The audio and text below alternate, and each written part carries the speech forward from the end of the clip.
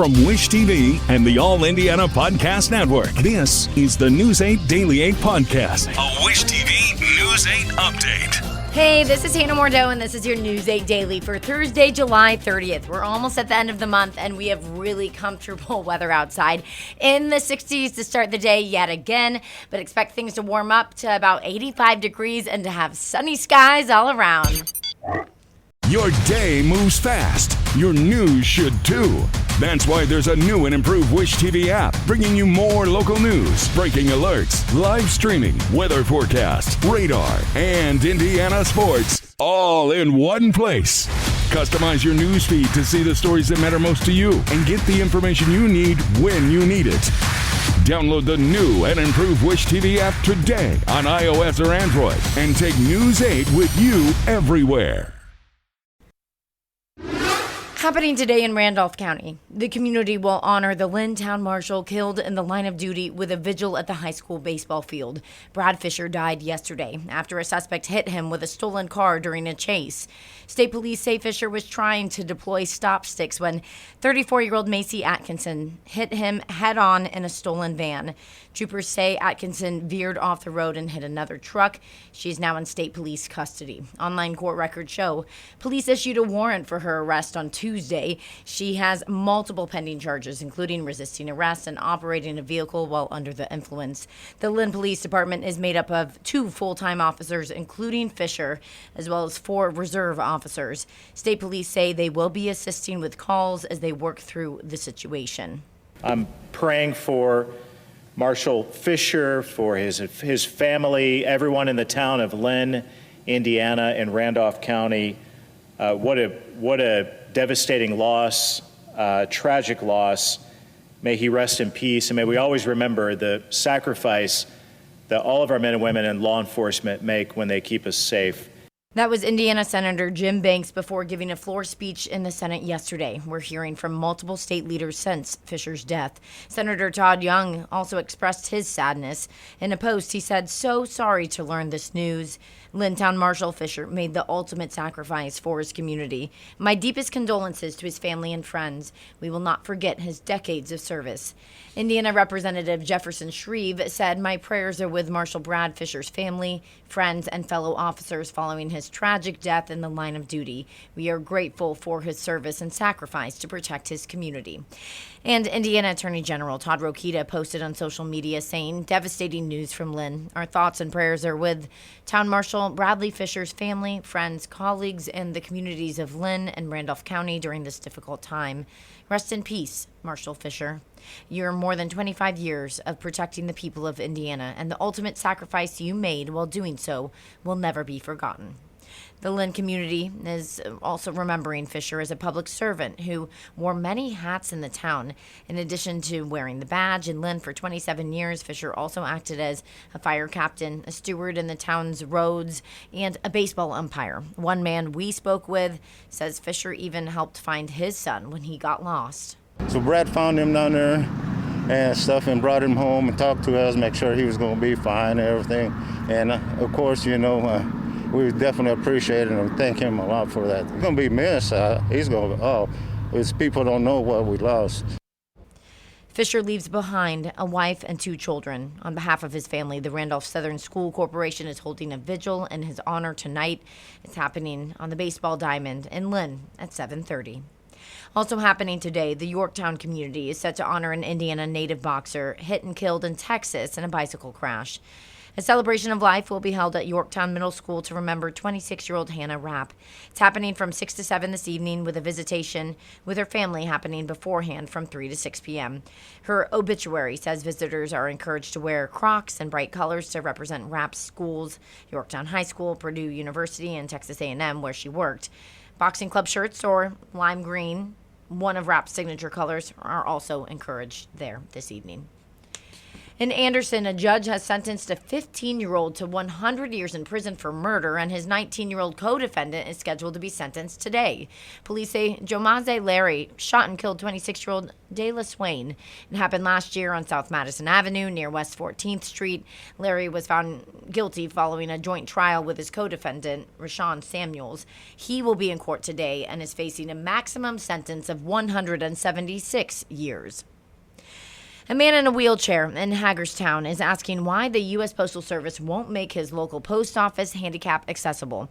Once Indiana's I-Team started digging into this, a congressman said he's getting involved. Tim Spears reports.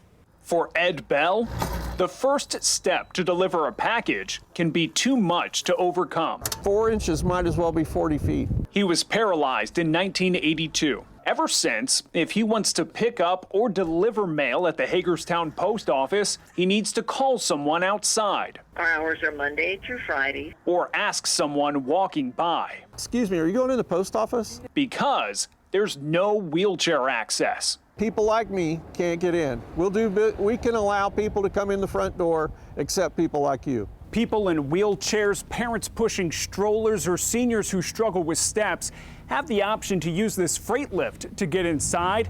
It's in the back of the post office next to the dumpster. It's indignant. It's insulting. I'm not going to do that. The U.S. Postal Service claims its buildings have a broad exemption to accessibility laws, telling Indiana's I-Team facilities that have not been altered since 1969 are not subject to ABA standards until certain types of alterations occur. When Indiana's I-Team asked how many Indiana post offices are not accessible, a USPS spokesperson said they don't have that information. If this building was owned by anybody other than the federal government, it would be accessible. Indiana's I-Team brought the issue to Congressman Jefferson Shreve. He said citizens should be able to access the federal services they rely on. My office is digging into the concern that's been raised in Hagerstown. We're working to get it resolved. Bell said he's talked to a staffer for Congressman Shreve and hopes this finally delivers results. I hope somebody listens.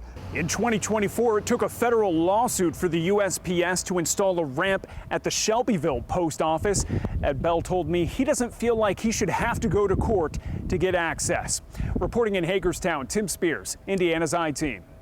Foreclosures are on the rise in Indiana. Experts say more and more homeowners are at risk of losing their houses, and scammers are taking full advantage of that. Kara Kenny with Indiana's I-Team is partnering with ABC News to dig into an increase in scams targeting people who own homes. I'm in the Christian Park neighborhood in the heart of the 46201 zip code, one of the worst in central Indiana when it comes to foreclosures. Scammers are targeting people in these neighborhoods by offering to save their homes. And it's not just in Indianapolis. Allison Doris lived in her dream home in Martinsville. I was completely in love with this place. Everything I ever wanted was at this farm. During COVID, Allison lost her job and struggled to pay her mortgage. Yeah, I had no income at all for 9 months.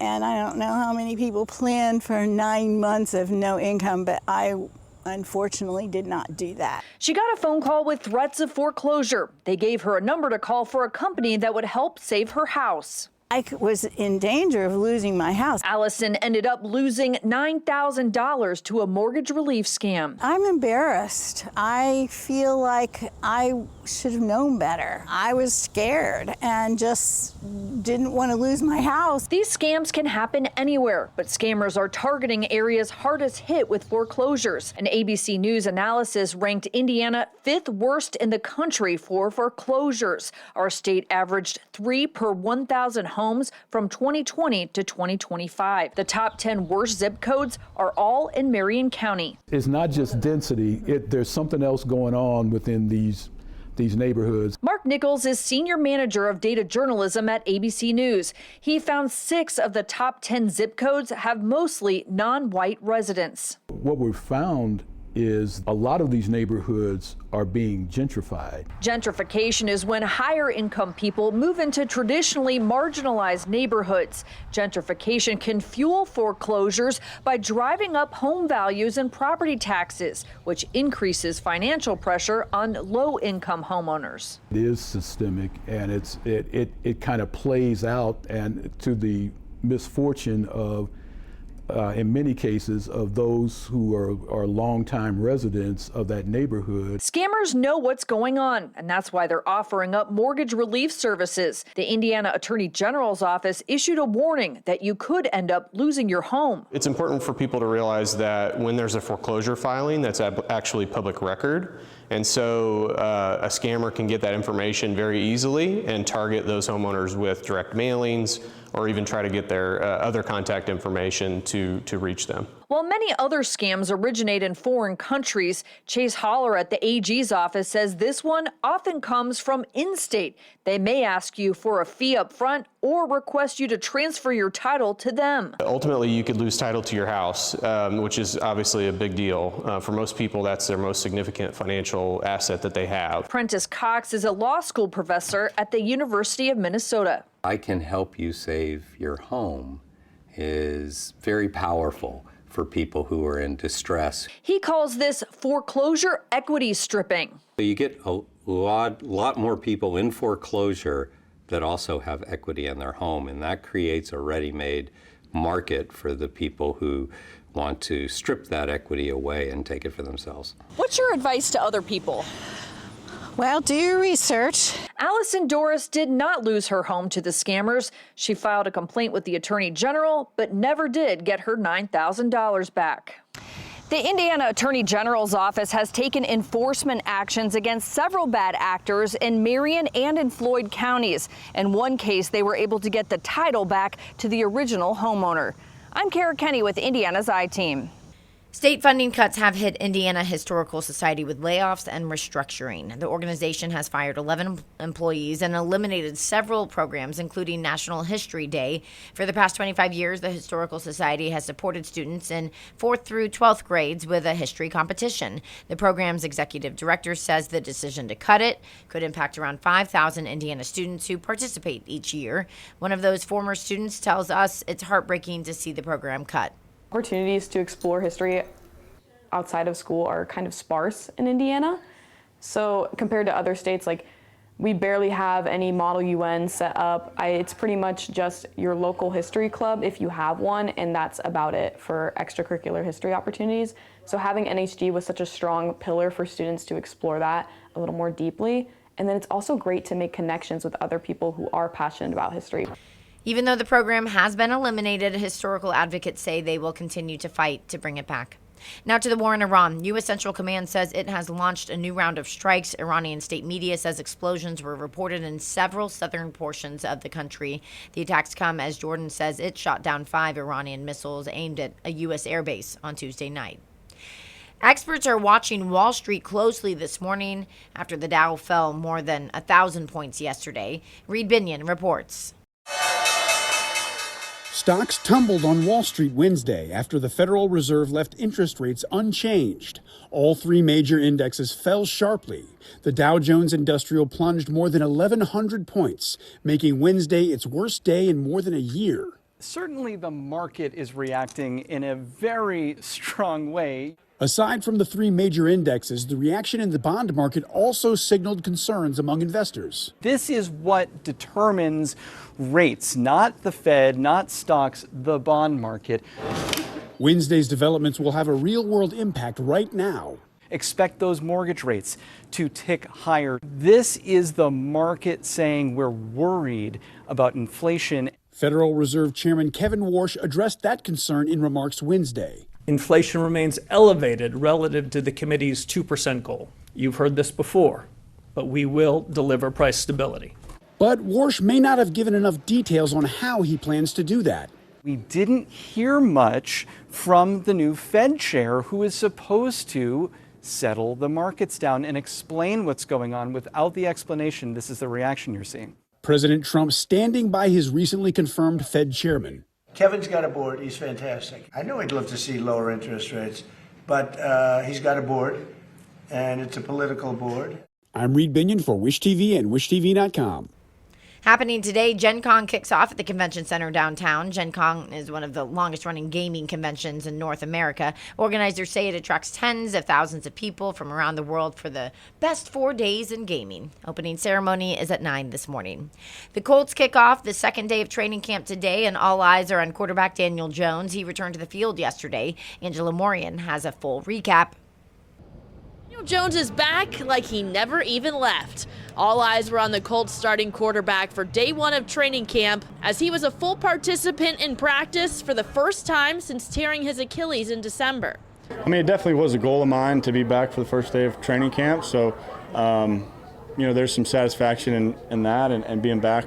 There's a process in, getting back and feeling more comfortable, getting some of the strength, some of the twitch back, and I felt good out there today. I thought he looked really good. Obviously, his first day back, team periods, the way he was throwing the ball, completed a lot of passes, moved well, did some movement stuff with them, handled all that well, so really pleased with where he was at today. Fans had a front row seat from up here in the grandstands for Jones's first full practice in nearly 8 months. The biggest moment of the day happened around the 20-30 yard line here on Field 1. Jones scrambled to the right. It was a small play, but a big step in the right direction, especially considering he hasn't been able to do that full strength since December. Yeah, I was wondering if he was going to say something to me afterwards. He didn't, but yeah, I felt good. I mean, that's stuff that I've done a lot. You build it into your drill work, into your rehab and all that stuff I've been doing. So felt good doing it, and it's good to be able to do it in a more football setting. I think it means a lot to our group and our guys in that locker room to see the hard work that he's put in to be where he's at right now, doing full team reps, 8 months, whatever it is, post-op from his surgery. It's a credit to him and the work that he's put in to be able to be out here to start training camp. It's pretty impressive. Jones and the entire team are extra determined to have success this year after the disappointing ending to last season. I think it's motivating for myself, motivating for all of us to know what we can be, but there's a lot of work that goes into doing that and sustaining that through an entire season. So, I think we're all extremely hungry and motivated. The work continues as week 1 gets closer. Angela Morian, Wish TV and WishTV.com. Many Colts fans showed up just to watch the return of Daniel Jones. They came out in droves for the first day of training camp. It is the last year training camp will be held in Grand Park. The team plans to have camp at the Indiana Farm Bureau Football Center in Indianapolis next season. We heard from longtime fans who keep coming back. It's just a good kickoff to the season. It's a fun environment, and get out and enjoy the day. It's fun to watch. You get to see everybody, performing, trying, and it's just good to see, and they're having fun. Those fans had their first date at a Colts game. If you missed the team, you have plenty of time to catch the next practice. Colts Camp runs until August 20th. We are in our final push of the Wish TV GR8 Paper Push. We're taking in school supplies for Teachers' Treasures, a free store for teachers here in central Indiana. And it's our final day of collecting those donations. So what you can do is get some school supplies, bring them to one of our sponsor locations. You can find that at wishtv.com, or bring them here to the station. Or what's honestly easier, and on this last day, what you could do very easily is just donate online. You can go to wishtv.com/paper. You're going to find a link there. It'll send you to either a store of items that you can send to Teachers' Treasures, or you can just give money. And Teachers' Treasure says for every $1 you give, they're able to distribute $15 worth of school supplies. So it really does go a long way. And teachers need it. Kids are back to school. They started yesterday. Avon starts today, along with Warren Township. So we're back in action, and we need to help our kids and teachers. This has been your News 8 Daily from Wish TV. I'm Hannah Mordeau. Watch us on Wish TV and wishtv.com. This is the News 8 Daily 8 podcast, a Wish TV News 8 update on demand. For even more, on demand and on the go. Connect with Wish TV on Facebook at wishtv.com and on the free Wish TV mobile app. Thank you for listening. And be sure to like, subscribe, and follow this podcast for updates every weekday morning on the All Indiana Podcast Network and wherever you get your podcast.